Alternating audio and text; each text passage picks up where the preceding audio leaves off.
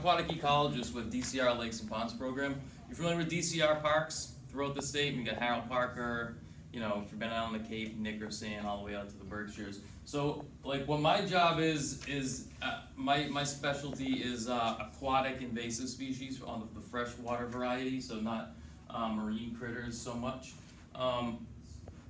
In all these lakes and ponds we have, you know, we own a few hundred lakes in the state parks, right? Real popular for swimming, fishing, that sort of thing. And Massachusetts has about 3,000 lakes in the statewide. Probably based on data we have, around a third of those probably have one of these invasive plants or another. Really aggressive plants, some of these we'll learn about today a little bit.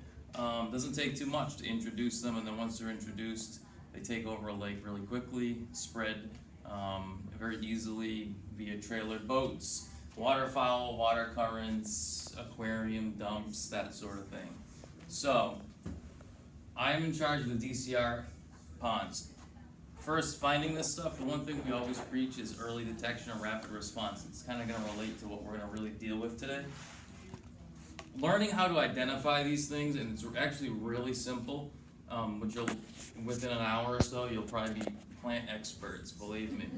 But finding this stuff early is the whole key to basically saving the day, right? So the pond that we have some friends group here from Harold Parker State Forest, and some of the ponds down there have become infested with one of the plants that we'll learn today. You know, if some years back that plant was found really early by someone that was trained or just sort of knew a little bit about these plants, we could have maybe got that out by hand pulling by the roots or with a scuba diver or something really simple. Well, now we have acres and acres and acres completely choking the lake out, okay? What I really want to do today, it's not going to be a formal lecture type thing. I'm not doing a PowerPoint. I'm going to keep it really sort of informal. The key thing is we're going to learn how to identify plants today. Hopefully you guys are into a little bit of botany. It's pretty simple stuff, but that's going to kind of be the focus. I want to leave it kind of loose today, but once we get through all this stuff, we can just do some general question answer stuff at the end and just kind of keep it informal, and hopefully you folks will get out of this we'll hit the goal that you had for the day. Some of the stuff that I gave out today, just so you see different things that we have available to the public. That's part of my job, instead of not just managing the lakes and ponds in our state park system, but public education outreach is also a big part of it. So a lot of these pamphlets that we hand out, you see these white cards here. You know, we started getting, in all our public boat ramps, we used to have all these different brochures. It'd be, one brochure about zebra mussels, that's an invasive mussel, right? One brochure about milfoil, it's an invasive mussel. Next thing you know, you have a stack of all these brochures. You know, people are just going home with 10 different things, throwing it right in the trash, most likely. So we used to call it the species of the week. We've kind of gotten away from that. All right, we're going with the federal. This is the federal ANS, Aquatic Nuisance Species Task Force logo, right? Stop Aquatic Hitchhiker. It's a federal movement. So this is what we're handing out at public boat ramps now, and also in any informational kiosks that you might find, you might come across these. Also signage. You'll see it a lot of our public lakes and ponds, boat ramp signs that have this exact same logo.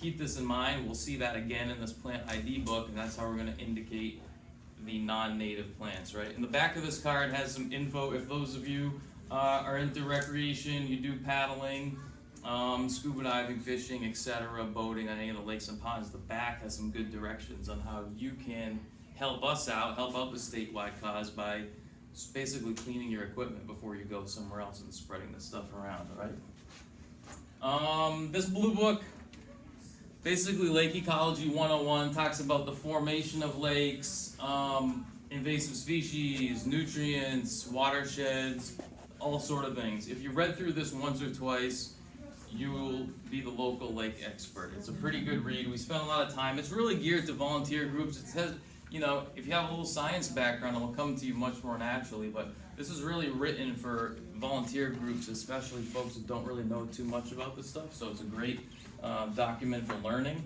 This green guide, sort of this waterproof paper. We encourage people, a lot of folks that we have that are volunteer monitors that paddle around these lakes and ponds looking for these invasives. They might carry a copy of this with them because the paper is very water resistant. It's got color photos.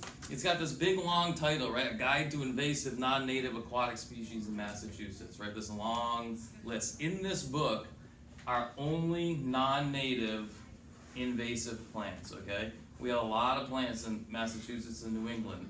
A lake needs them to be healthy, right? We all know that. But these are the bad guys, if you will, for lack of a better term, okay? It's color-coded. We could use it a little bit today. You might use it, but this is the book that we're really gonna focus on, like for the next hour or so. So what I really wanna do is go through how to use this guide. We've gotta go over some terms, right? We'll do a group example or two, but the main sort of bulk of the time, hopefully we can get on it for like an hour and actually have everybody can work together. It's not a test, but actually use this guide to identify all these plants that I brought. This is certainly not every plant in New England or Massachusetts, but the moral of the story is learn how to use a simple guide like this, a dichotomous key, right? And then in the end, I wanted to kind of go through some of the non-natives, impacts that they can have on the lakes and ponds, different management techniques, that sort of thing. And then, like I said, sort of informal session. We can just do some question and answer and see how that goes. Sound good?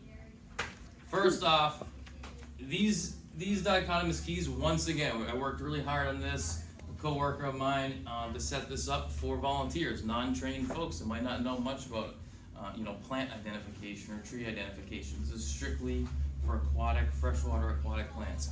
We set this up. There are a couple different ways to use it. I want to show you. I know you folks have a science background. This is senior class, correct? Yeah. So you've been at it for a few years. I still want to show you the simple way to use it, how we set it up, I think you're going to find it's pretty neat. It works very well. But the first thing we got to do, like any science class, is to go over some terms. You may be familiar with some of these. Most folks that I train are not students or environmental students, mostly, volunteers or folks that live on lakes or friends of our state parks, that sort of thing. They've never heard of any of this stuff. I will go through it kind of quickly. If you feel like I'm going too fast or you forget something, just remember, we can always go back to these pages. It's really simple, but it's important to at least get introduced to them, right, briefly, so that we can use the guide. Because through this whole guide, you'll be getting asked all these questions. Do the leaves look like this? Do the leaves look like that? If we've never heard the terms, we'll be kind of lost. So we'll do 5 minutes if you can bear with me for this stuff, just to go through it quickly. So we're going to start on page 4 in this book. Number one thing at the top, the most important thing we need to know, all aquatic plants fall into one of these 3 categories: submerged, floating leaf, or emergent plants.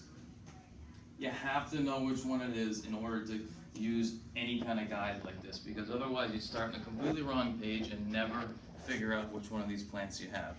Obviously, the samples I brought here today are sitting in buckets. You have no idea. I will tell you what they all are. But basically, submerged plants are your typical, if you've ever been on any lake that's got aquatic vegetation, it's rooted to the bottom, most of it's in the water column. Maybe later in the year it puts up a little flower or a bract.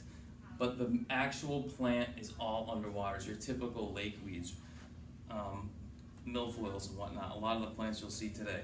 Floating leaf plants, best example of that are lily pads. Everyone's familiar with lily pads, right? So the plant itself is floating on the surface of the water. Even though there's a stem that goes through the water column and it's rooted to the bottom, the plant itself is completely floating on the top. So lily pad's the best example.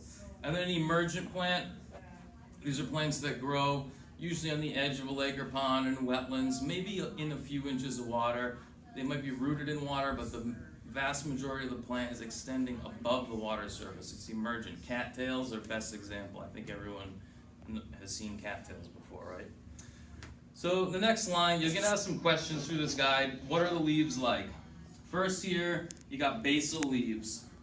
Here's a good example of that. Basically, you've got a root ball at the bottom, basically a central hub, and all the leaves come out from that central location, so that's basal leaves.